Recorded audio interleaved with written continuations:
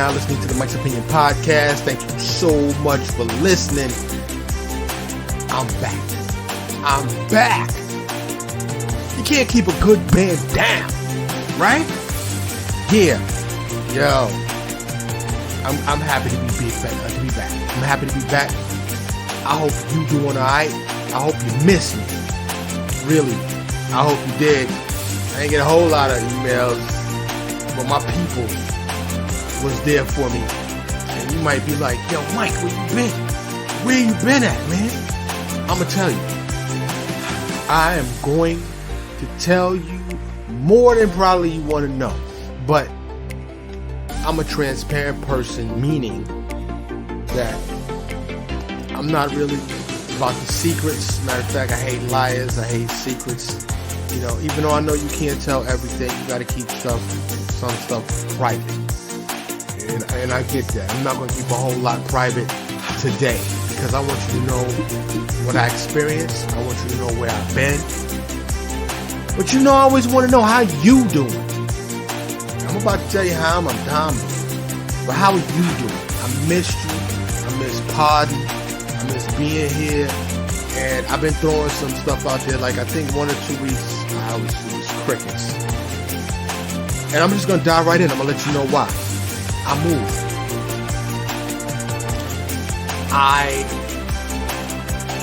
I want to say I was forced to move. But that's not the case. I mean, it is the case, but it's not the case. But that's why I've been MIA. I had to move, and I'm not one to record from my phone type dude. You know, I'm just not. And yo, you know, I usually do the blurred background. What you think about the beach? In case you don't know, I'm pretty sure you know, but in case you don't know, I'm not on the beach right now. You know, I would like to be on the beach. Look at those waves. Look at those waves, the palm tree blowing in the wind. Right? Who wouldn't like to be on the beach? Nice 75 degrees, 74 degrees. Nice, cool, tropical drink. Give me a nice daiquiri loaded up with the alcohol. You know what I'm saying? Just chilling. Maybe a little steel drums in the background. Anyway. It really, like I said, there's a lot to say, and I'm trying to think of where to start. A lot of times I prep for episodes. I didn't. I was just eager to get on. I finally got everything set up. First of all, that's where I'll start. Moving sucks. I'm just going to say that. Moving sucks. And I want to say I'm ashamed to admit it at my age. And I just had a birthday a few days ago. Happy birthday to me. If you got some wine, it's some Cabernet Sauvignon. So happy birthday to me. But I am solidly in my middle 50s. Right? And probably like the last year, I could call it the mid 50s before I get into the late 50s. But still looking all right. I still feel strong. You know what I'm saying? Yeah. I am still feeling strong. I'm tired. I am tired. There's no doubt about that. But wifey and I moved everything by ourselves. And you say, yo, Mike, why you do that? Because it would have cost me anywhere from about $1,000 to $1,800 for movers. And shout outs to wifey, big ups to her. Because, you know, women's strength is women's strength. I'm just going to say that. I'm not going to, you know, the trans stuff that's going on with biological males racing and swimming, and I'm not going there. I'm just going to tell you, man's strength is different from women's strength. And we had not one, not two, but 3 26-foot truckloads. Packed truckloads. And then some stuff in the SUV to move. And full transparency, we moved from 31 over 30, almost 3,200 square feet into 2,100 square feet. So there was that. We sold a lot of stuff. We sold the giant trampoline. We sold the elliptical. We sold the treadmill and a bunch of other stuff that was heavy. But I did the work of 4 men. Like I said, big ups to wifey because she was there. My wife is strong. Some stuff I couldn't have lifted without her help. But we just didn't have the money.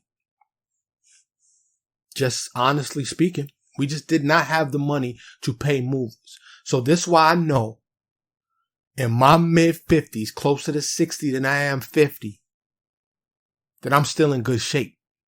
That I'm still strong. Because I lifted stuff I didn't think I could lift. And I'm going to tell you this. I have been in the United States Air Force. I have been a firefighter. I come from the streets of New York City, Harlem and the South Bronx in particular. And when I tell you I have never been that tired in my life, in fact, it's been a few weeks. I think I'm still recovering. And a lot of my, no offense to a lot of my dudes out there that I run with that's my age, but they couldn't have done it because they didn't have hip replacements. They need knee surgery. They wearing back braces just to walk, and it just comes with the age.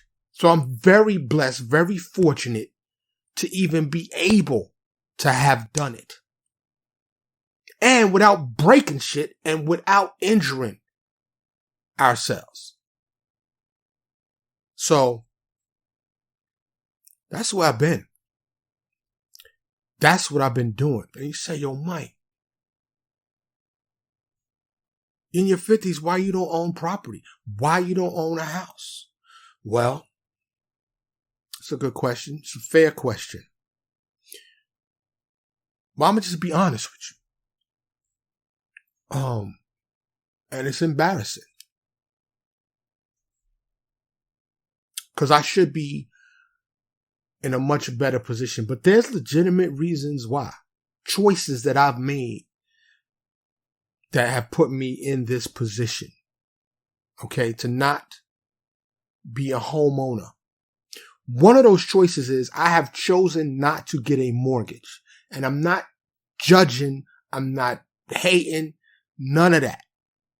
Because there's a lot of ways or a lot of people that have opted to mortgage a house for 15, 30 years. I hear they doing mortgages longer than that now.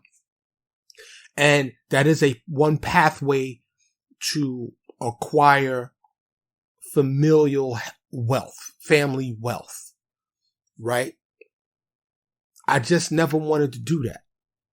It may have been a mistake on my part, but I'm sticking with that because when I buy a house, I want to buy a house. Cash. And I still plan on doing that. Support the show, please. Help me buy a house. I'm keeping it 100. People say support the show and support the show. Yeah, all the money ain't going into the show. My money, if you support this show, a good portion, the majority of it will go to grow this show.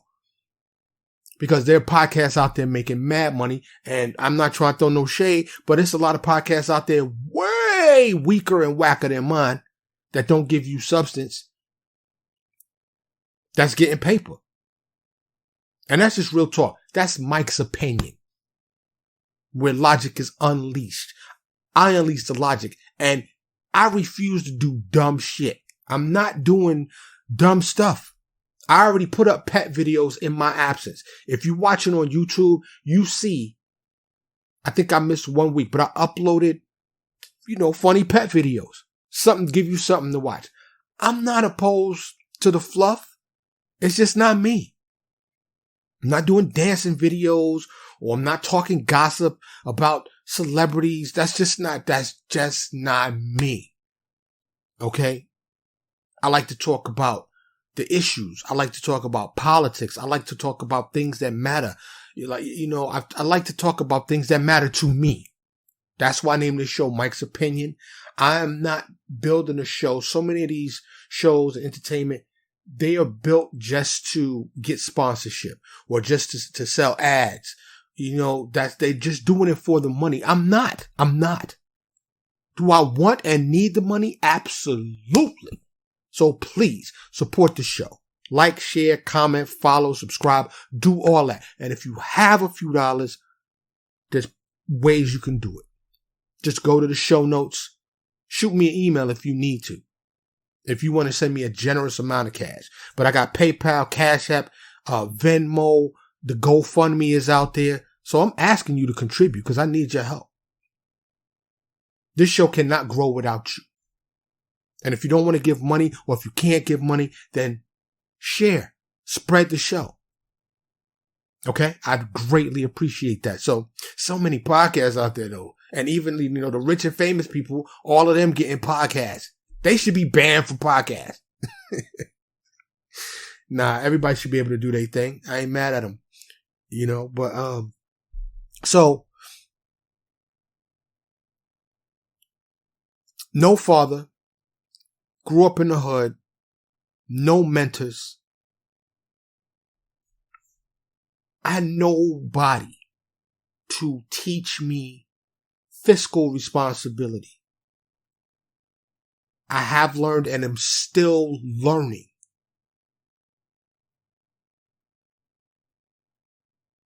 So like I said, I'd like to say I'm ashamed to admit that. I'm not. It just is what it is. It's my truth. It's my truth. So I've had to learn on my own. Okay? And I ain't always been broke. Okay? I'm transitioning businesses. Okay? So let me give you a little insight. And I'm sharing things I've never shared on this podcast. I'm sharing things that I don't share with many people. But I'm just putting it all out there. Because hopefully somebody can learn from my journey, from what I'm going through. So I've been self-employed, and I've said this on the pod many times, for over 20 years. And you say, yo, over 20 years, you still broke? Yes. Yes. But it's by choice. It's by choice. A lot of friends, a lot of family has said, yo, nigga, go get a job. Go get a job. And so many people just don't understand. I know it sounds crazy. And as an employer, I employed a lot of people at one point. I had people that work for me, but it makes me physically ill to think of punching the clock 9 to 5 and my time not being my own. I left corporate America. I left a corporate job. I had the highest non-management position, which was paying more than most managers, had more responsibility than most managers. I just didn't have a lot of underlings. I didn't have a lot of subordinates. But I worked for a phone company as a consultant, making upwards of $70,000 a year, and I walked away. This was over 22 years ago. I walked away from it. And people was like, yo, people retire in those positions. What are you doing? It was too many chiefs, not enough Indians. My ideas were either being stolen or not implemented. And I woke up one day in my 30s, and it was like I took the red pill? I think the red pill in the Matrix. I just woke up different one day. And I can't say it was anything, a significant catalyst or something that really triggered it. I just woke up and said, fuck working for anybody else. And I still and will always subscribe to that philosophy. I would rather live under a bridge, scrounging in dumpsters, than giving 8 hours a day of the best hours of the day, 5 out of 7 days a week, 48 out of 52 weeks a year to make another corporation rich. I can't do it. And please don't misunderstand me if you a 9-to-5er or if you working 1, 2, 3, 4 jobs to make ends meet. You do you. Okay, I did it for a long time. I just can't do it no more. I want to carve my own path. So, before I got here back to Brokeville, USA, I took a company from $0 to $1 million. I'm going to repeat that. Myself, started out going door to door with business cards. I built the company up and I was working from 6 p.m. to 6 a.m. 7 days a week. I got burnt out. I was cutting corners. I lost a few clients and it was a crossroads.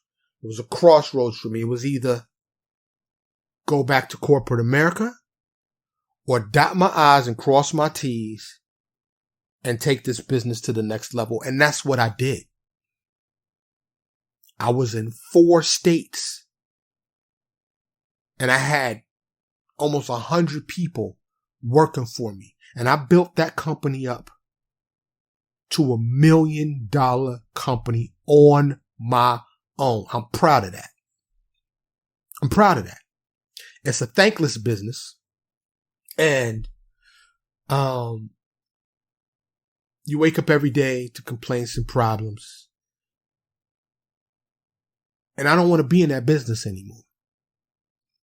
So I still have a few clients with that business, but I've transitioned into a new business that I'm learning. This is the cause for the lack of consistent, regular amounts of income. Right now, it fluctuates. There's peaks and there's valleys. Okay, I want to get to the big peaks. And I'm going to. It's just taking more time than I thought. So this podcast that I've been doing for over 3 years now, this is episode 156. Okay? And anybody that's followed me from the beginning, even before I started doing video, knows that a lot of times the audio was just raggedy. And a lot of times it still is because I'm still learning. I am not an audio engineer. I'm learning as I go. I read a lot. I'm learning. I watch videos. I'm trying to do my best to make the audio sound better. Okay, but sometimes you hear the pop or it's too loud or it's too low or it's just horrible, you know? But I'm doing my best. Hopefully you've seen it overall get consistently better. It is my hope that this podcast can become revenue generating. I do have another podcast called The World's Shortest Podcast. That podcast has generated some revenue, couple $100, nothing big. And I know because I'm not doing antics and fluff and gossip and I'm not conversational because I'm not talking with a bunch of people. I'm like the Rush Limbaugh. You know what I'm saying? The solo dudes. I'm only going to appeal to a niche amount of people. The intellectual people. The people that actually listen. But so many people, we use online content to escape. We use it as escapism. To entertain us. You ever watched YouTube and say, I'm going to look for something, and then 3 hours later you look up and go, oh shit, how did I spend 3 hours? It's gone. Watching nothing. Once again, I don't judge. That's just not me. I don't do that. Have I a couple of times maybe gotten sucked down the wormhole? Yes. But it don't happen often because I'm just not into that. A lot of that stuff don't entertain me. Okay. So, and I think it's part of my intellect. I think it's part of, my age, maturity. But I've been different my whole life. Anybody in New York that grew up with me will tell you that. Okay. I skipped from 3rd to 5th grade. My brother from another mother called me the brainwave. You know what I'm saying? And I'm not saying I'm better than anybody. I'm just saying I'm different. I've been different. I'm different. So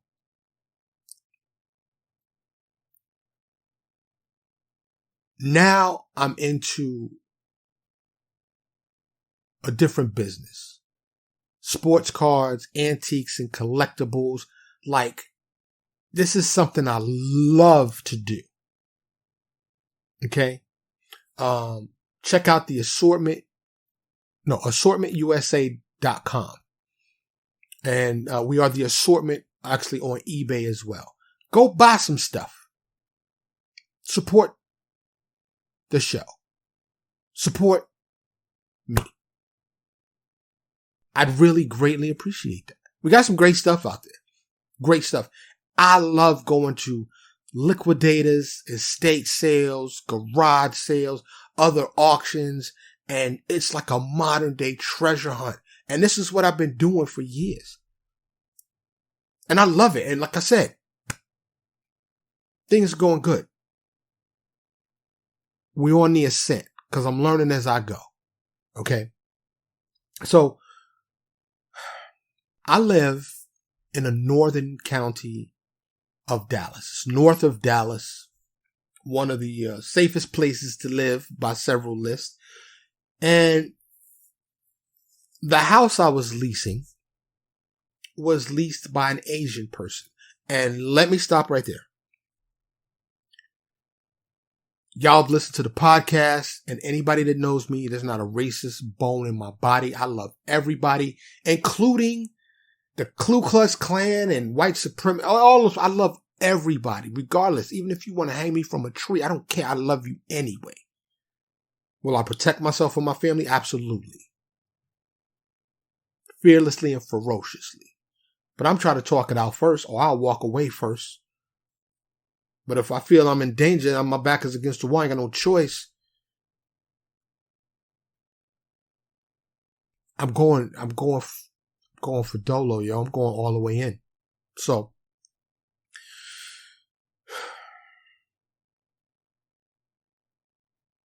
in the county in which I reside, and I choose to reside here because the infrastructure is better, and people say, well, why you choose to live there amongst all the white people?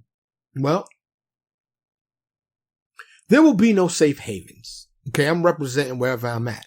And I grew up in the hood around all black people and Puerto Rican people and Jamaican people and Haitian people. And I love my people. I'm black. I ain't trying to be white. However, if we being real, if we talking honestly, I don't want to live in the hood. And unfortunately, there are too many black neighborhoods that ain't the hood. It's just a fact. And really, I wouldn't care if it was all black people here. I just want the roads to be taken care of. I want the crime to be non-existent or very low. I want the city services to be competent and capable. I want neighbors that respect their neighbors. I don't want your car up on bricks. I don't want to hear you bumping at 3 o'clock in the morning, waking everybody up. I don't want to hear your car starting with no muffler. So I choose to live in the burbs and raise my son in the burbs. Even though I'm a native New Yorker, born and raised in the PJs, you know what I'm saying? And I love that, and I wouldn't change that. But when you become a parent, you want what you want better than you had for your kids. And that's what I want for mine. So this is why I choose to live here. But the owner of my former residence, the one I just moved from, I'm going to just say this, was a Chinese owner. And I know I'm going to catch some backlash for this, but I don't mean nothing by it. These are just the facts. And I tried to look it up. It's hard to find ownership. But I'm going to tell you this. If you go on any of the counties immediately north of Dallas County, even if you go a little bit west, a little bit east, you will find Asian ownership. Now, I did a little research. The woman, and I can only, she seems independent.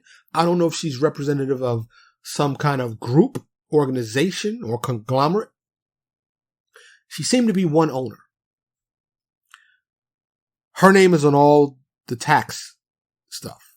If you look in this county, this woman that owned the house that I moved out of, Chinese woman, bought 5 houses just in the county that I lived in, or that I still live in. In 2017, she bought 5 houses cash. 5. And that's indicative of what's going on in this county. Once again, I need to reiterate. I'm not hating. I'm not a racist. Nothing wrong with anybody owning anything. But lady wanted to sell her house the year before. I convinced her to let us stay another year. I expected her to let us stay yet another year, but she was like, no, get out. This time I'm not playing. Get out. So 30 days came. She gave me 60-day notice. 30 days came, and I'm like, yo, I put a little pressure. She'll let us stay another year. So I slacked. Instead of starting preparing to move financially and packing and doing all that, nah, I waited because I sincerely believed she was going to let me stay. But here's why she didn't. And once again, I can't blame this woman for being a real estate investor. I can't blame this woman for getting her money. And I say that because in this county, and Texas is booming. Elon Musk, Jamba Juice, Boeing, like everybody named mama moving to Texas. Okay. And that was because property values are low. And if you look at either coast, New York or Cali, property values are still relatively low. But my particular house I was living in, the 3,200 square foot house that I was living in this county, north of Dallas, was about 250, 275 in 2017. About 250,000, 275,000 max. It's closer to $250,000 when she bought 5 of these houses. Mine, out of her five property portfolio, mine was the biggest house she owned. Now, I don't know if she had any in neighboring counties. I don't know how many houses she bought total. I know when I go onto the county site and look at her name, she bought 5 houses in 2017. I knew from her property managers, which she had fired 3 of them. We were on the 4th property manager, that she owned multiple properties. So I got to confirm several ways. So I knew it was her. So she bought it for $250. She got it on the market right now for $600,000. And guess what? She's going to come close to getting it. She's going to double her money guaranteed. She's going to get at least $500,000. And that's because the property values in the Dallas-Fort Worth area have skyrocketed through the roof to the moon, yo.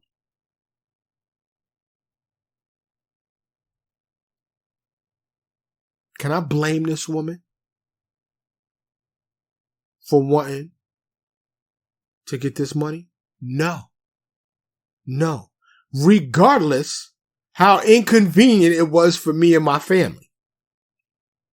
Now, my wife, my beautiful wife, she lets me lead this family. Okay. And my decisions are not always the best. My choices are not always the best. Let me rephrase that.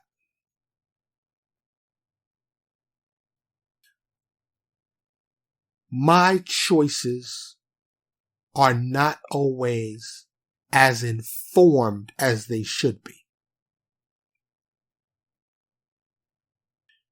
Facts are facts. These are not excuses that I'm still learning to manage money. I told you I made a company from $0 to $1 million. I didn't make $1 million, but gross receipts was $1 million. And during that time, at my peak, there was about a 18, 24 month peak where I was making money. Good money. I didn't save it. I didn't invest it. Dumb. I admit it. It was dumb. I bought season tickets, like club seats to the Cowboys once they built a new stadium. I rented a car, a different car every week for a year and let my car sit. Now, some people will say, yo, that's just doing nigga shit. No, because I wasn't doing it to impress anybody. I thought I was letting my car sit. My philosophy, my thought process was, I'm going to not put these miles on my car, and I could afford it. And this is before, of course, pre-pandemic. This is when rental car prices was very reasonable. I wasn't trying to floss. I wasn't at the club. I wasn't renting Bentleys or nothing like that. I was renting like Ford Flexes and like stuff like just regular cars, you know. I wasn't out in the streets like that. At the time, I mean, I was living with, you don't even know all that. But, it was, hindsight is 2020. You ever heard that? When you look back and you say, I can see clearly now. I can see what I should have did. I can see what I should have done with that money. But you know what? I'm smart enough to learn, because as a kid from the streets of Harlem in the South Bronx, I'm not even supposed to be here. I know a lot of dead people. I know a lot of incarcerated people that ain't never getting out. I know a lot of people that's still on the corner, my age, dudes I ran with. I went back to New York a few years ago, that's still drinking 40s on the corner. And like I said, I sounds judgmental. I don't mean to be judgmental, but this is what they doing. Okay? I know a lot of addicted people that couldn't overcome those addictions. So for me not to be incarcerated, for me not to be dead, for me not to be strung out on any drugs, for me to still be a functioning, contributing person to society, a family man living in the burbs, I already won.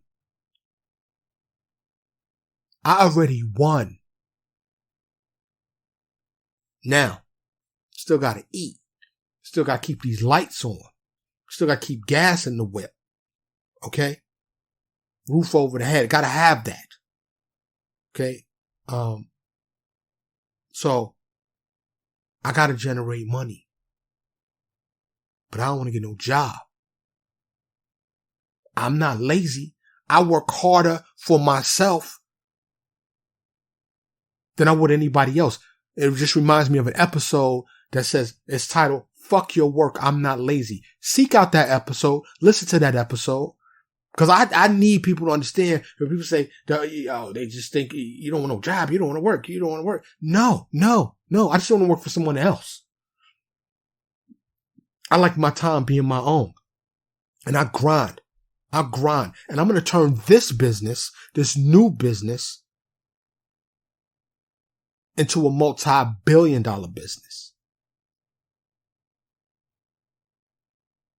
Get rich or die trying, baby. And I don't want to do it because I need 5 houses. I don't want to do it because I need a private 747 or I need bling, bling, bling. No.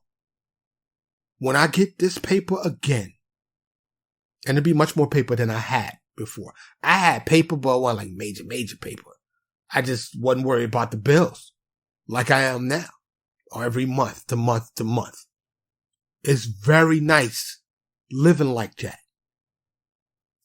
When you won't have to worry about, is the bills getting paid this month? Okay? I'm not there right now. Right now I'm worried what's going to get paid. Yeah, it's like that right now. And while I'm on that, I had to ask for help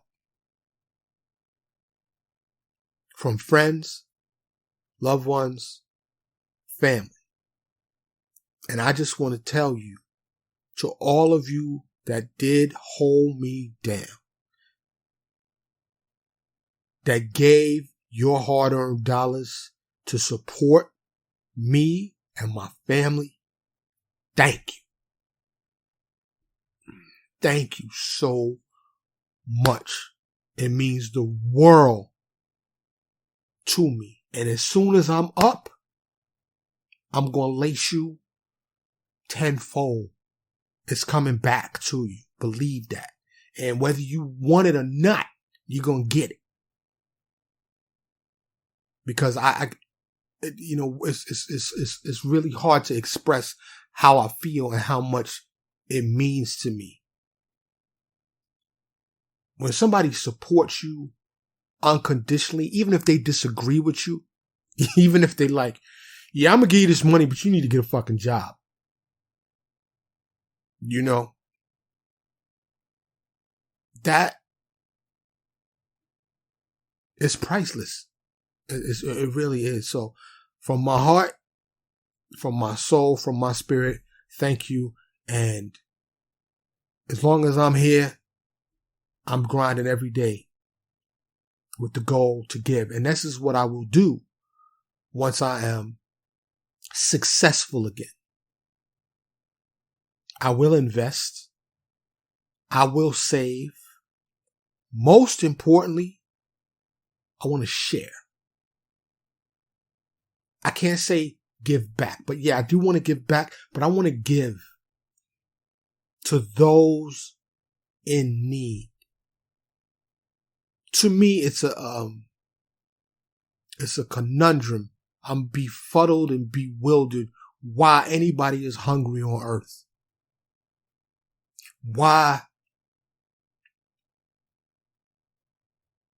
people with hundreds of millions and billions of dollars don't just, like, if everybody that made over $50 million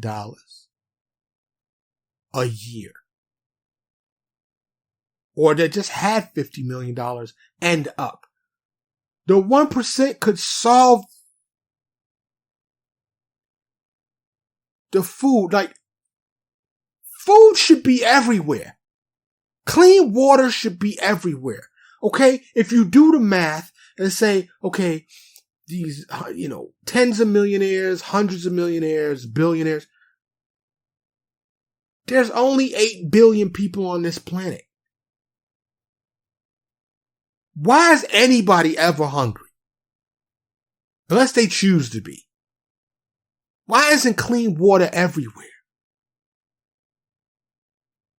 Why is housing a for-profit endeavor? Nobody should be without a roof over their head on planet Earth. We got enough land mass. We got enough materials.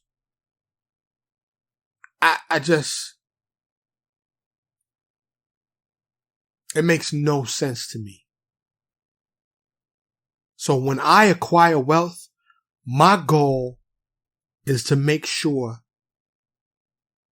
and I know I can't solve it on my own, but I would like to try to make sure nobody is hungry. Nobody is without a good place to live. There are people that live in 50,000 square feet.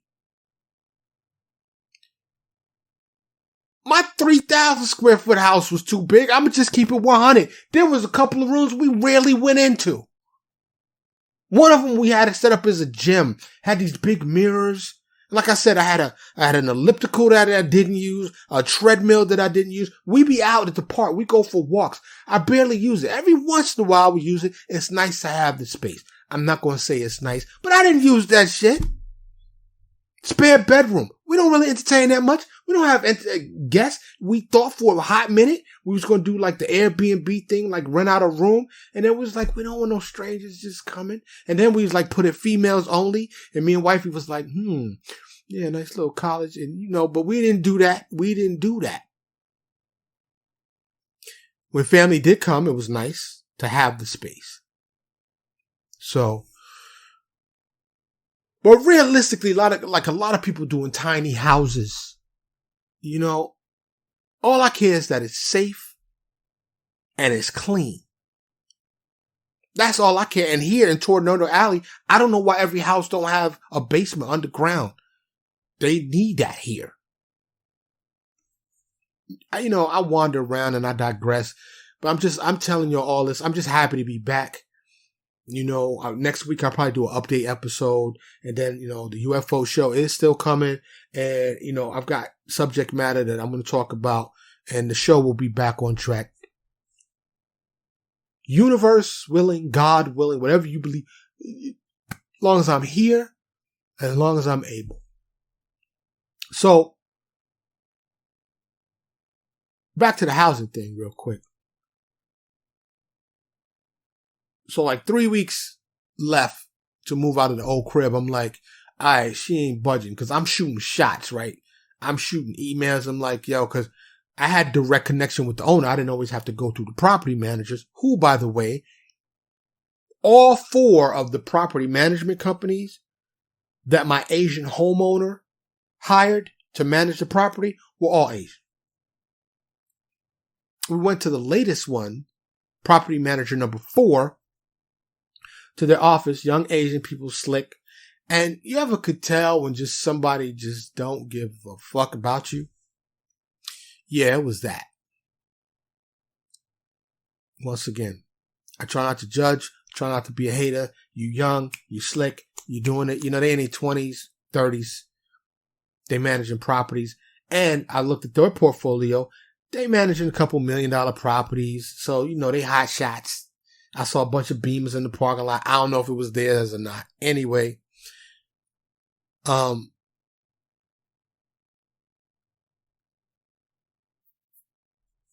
I'm like, yo, y'all gonna put my family in a bond. I told this to the property manager and the homeowner.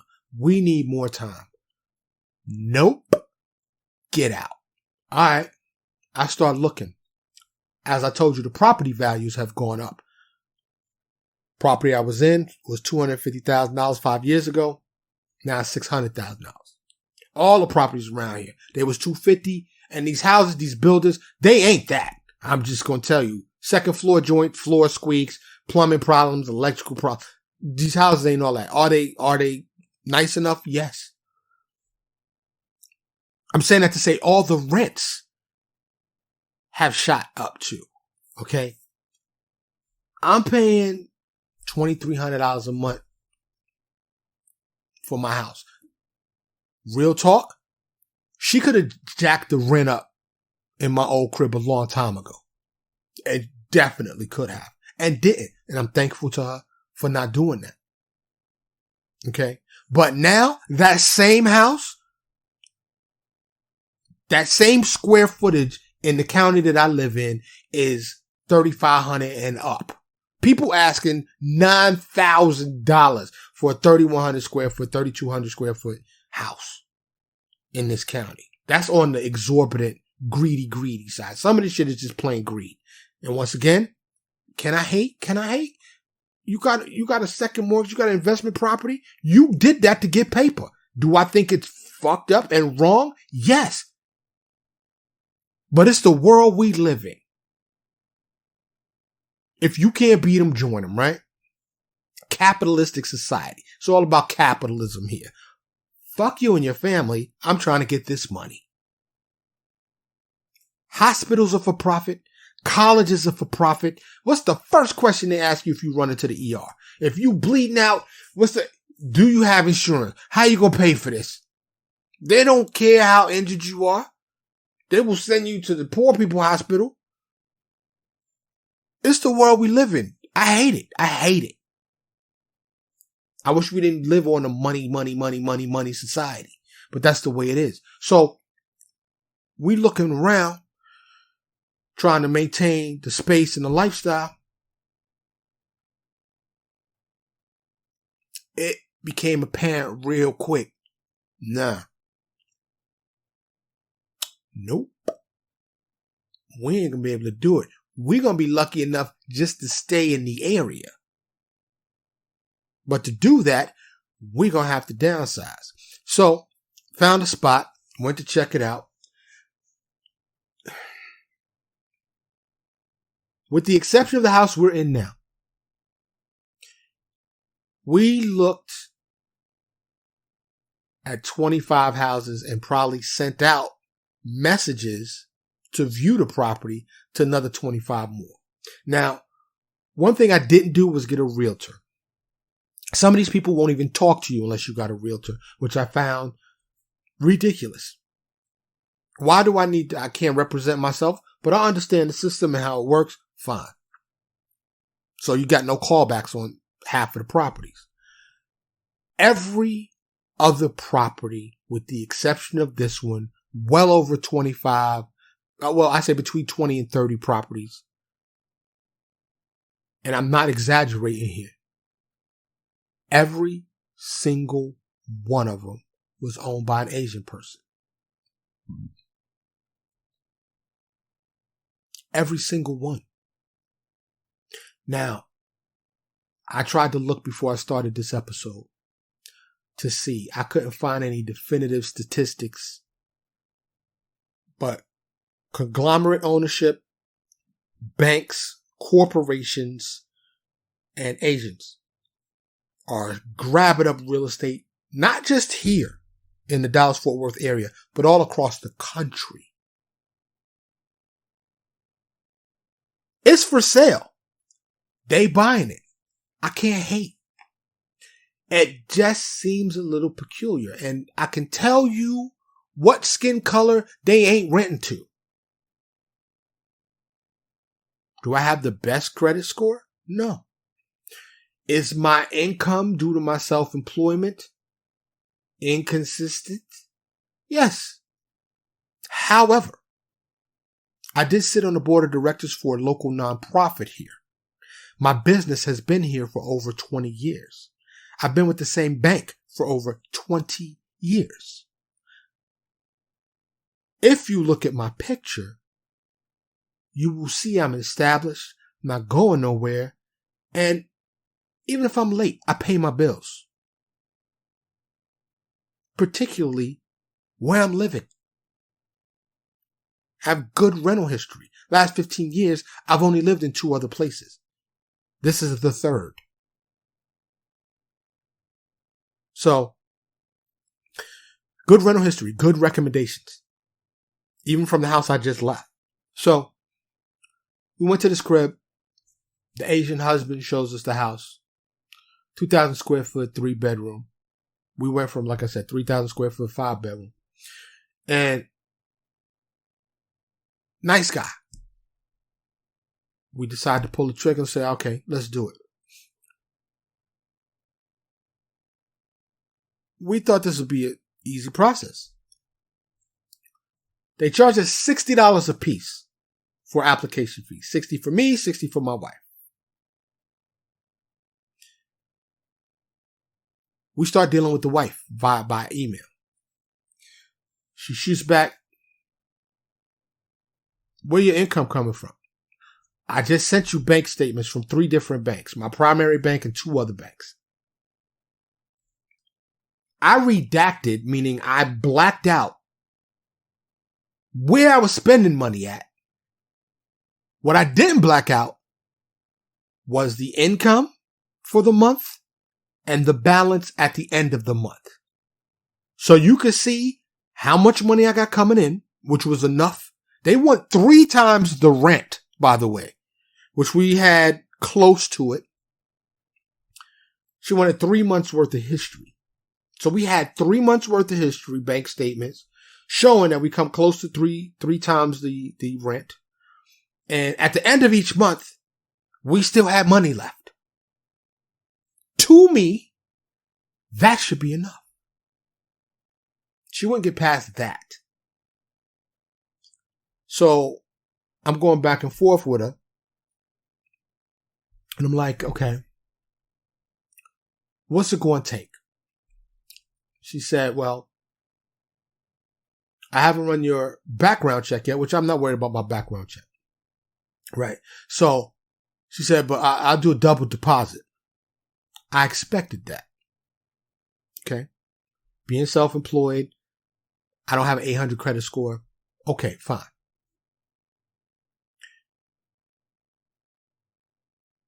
I have had to pay a double deposit before when I was much, much younger for apartment. They usually will let you pay it over time. Nope.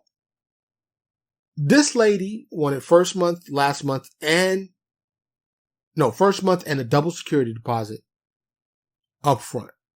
She wanted $7,200 at least on it. First of all, I didn't have it. Second of all, even if I had it, no. Let me pay some of this out. She wasn't budging. Anyway, we didn't get to that house. I said every house was Asian owned with the exception of the one I'm in. Well, there's a lovely Israeli couple who happen to live in Israel, who they lived in this house for 5 years and they moved back to Israel. And this is who we are leasing from now. So far, so good. It's been 3 weeks, hasn't it? We hadn't even made the second month payment yet. Like I said, much smaller house. Trying to fit. And like I said, I'm self-employed, so I have inventory that we keep all over the place. Okay. In these big bins and boxes. So, we had big furniture. You know, we had been living in that house, the house I just moved from, for almost 5 years. The house prior to that I lived in for 10 years. Had acquired a lot of stuff. Fitting that much stuff into a house that's 1,000 square feet less is a challenge. I'm just going to say that. We will be selling a lot of stuff. More stuff than we already sold. Just to be able to fit here. Okay? I'm not getting 3 or 4 storage units just to house a bunch of stuff. I'm not a hoarder. Okay? So,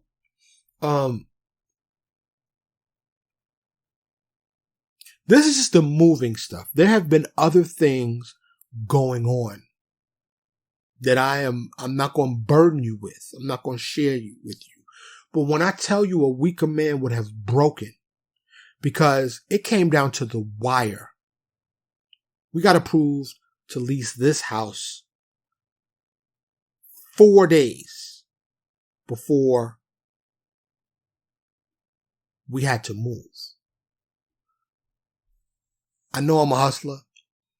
I know I'm a grinder. But I don't ever want to be in that position again.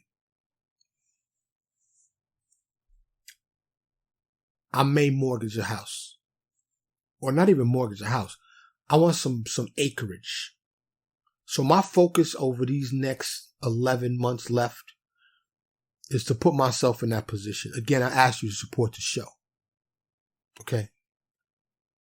I'm asking you to support the show. To support what I'm telling you. Because this is what I'm doing. I'm a good man. I'm a good father. I'm a good husband. And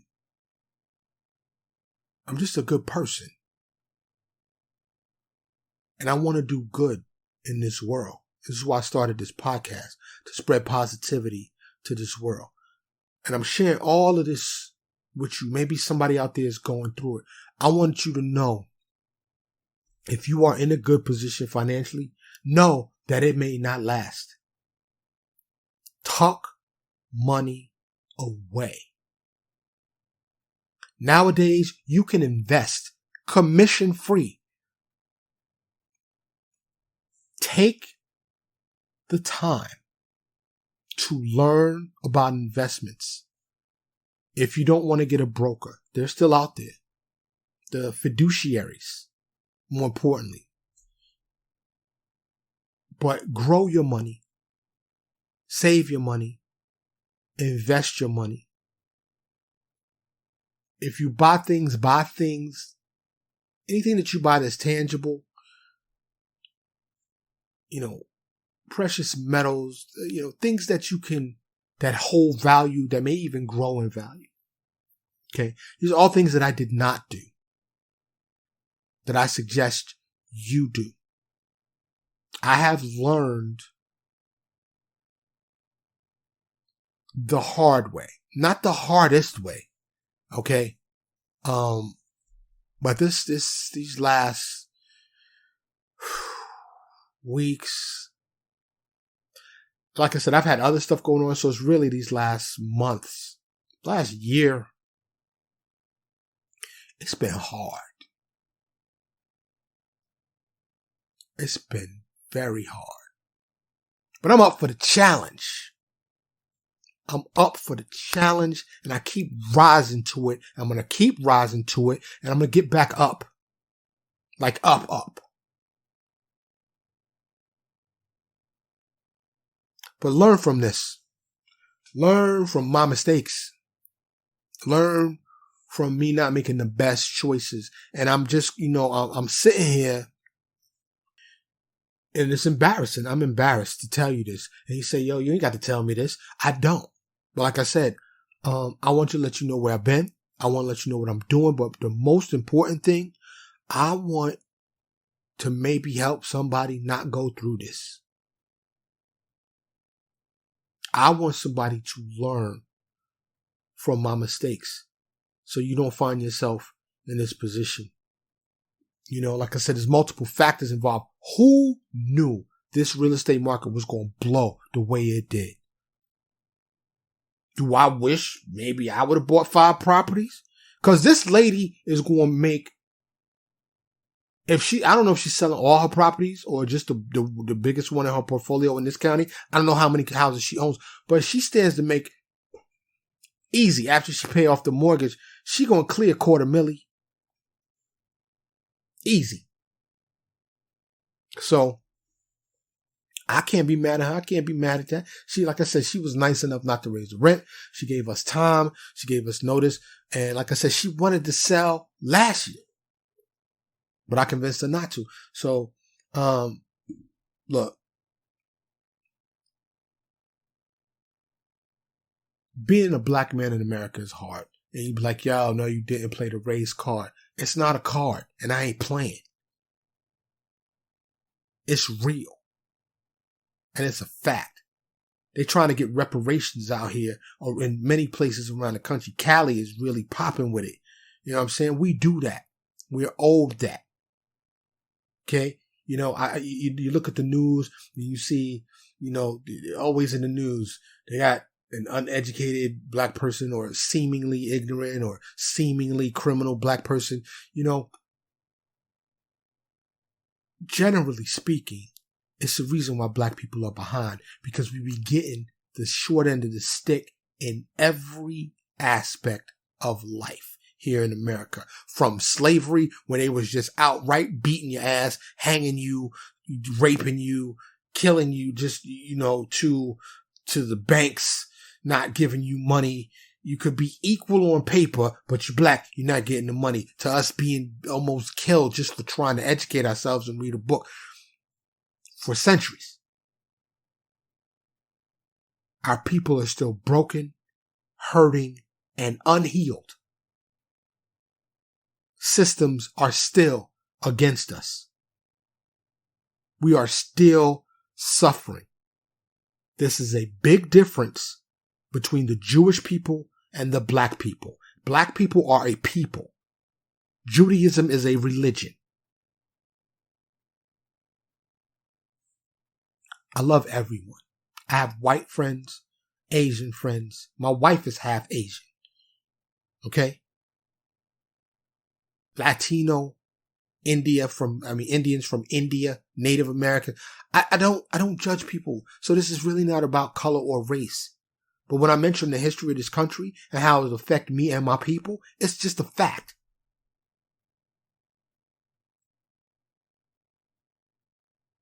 The wrongs have not been righted, and they need to be. And I remember, I think Kimberly Latrice, I can't remember when George Floyd died and it was rioting, or I don't know if it was George Floyd. I think it was George Floyd, not Eric Garner. Like, the list goes on and on. Listen to the 7-part series I have called Healing. It's a 7-part series I have called Healing. You should definitely check that out. But I remember her saying, and I'm paraphrasing here, that when it comes to black people, America should be happy that we don't want revenge. That all we want is equality. We don't want revenge. I don't want revenge on this country. I just want to be accepted. And that's beyond generous. That's beyond forgiving. That's beyond kind. Considering what African American people, what black people suffered, our ancestors suffered for century after century after century. Centuries, hundreds and hundreds and hundreds of years. Hundreds of years. The babies, the mamas, everybody suffered, enslaved.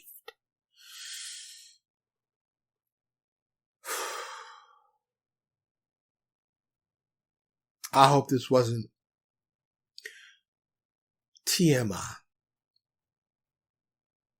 But I haven't been here because I've been going through it. I moved. I'm set up again to bring the pods to you. Hopefully you enjoy it. Hopefully you share it. And I ask for your support again. I don't know how else to really relay it to you. It's a good investment. I'm a good investment. Okay? I hope you're okay. Because, I'm not the only one with problems. I'm not the only one with challenges. So, I start out every pod saying it, and I end every pod saying it. That I hope that you are okay. I really mean that. I mean that. And if you're not okay, find a pathway to okay. And hopefully better than okay. To great. Because this life that we have, you're lucky if you get 100 years. And I mean 100 years with your mental faculties. 100 years with your physicalness. Still being able to know who you are, where you at, who your family is. Still being able to walk and take care of yourself. And feed yourself and dress yourself.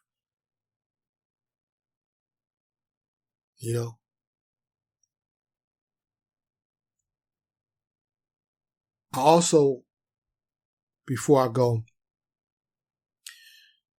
in Allen, Texas, a couple of weeks ago,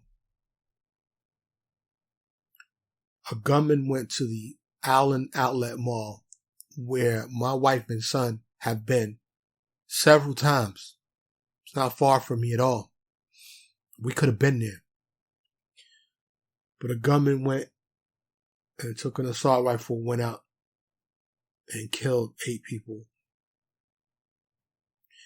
I just want to take a moment to acknowledge that and say may their souls rest in peace. Because this mass shooting, it seems like it's getting worse.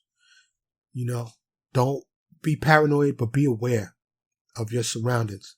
And, on that adage I mentioned earlier, if you can't beat them, join them, strap up.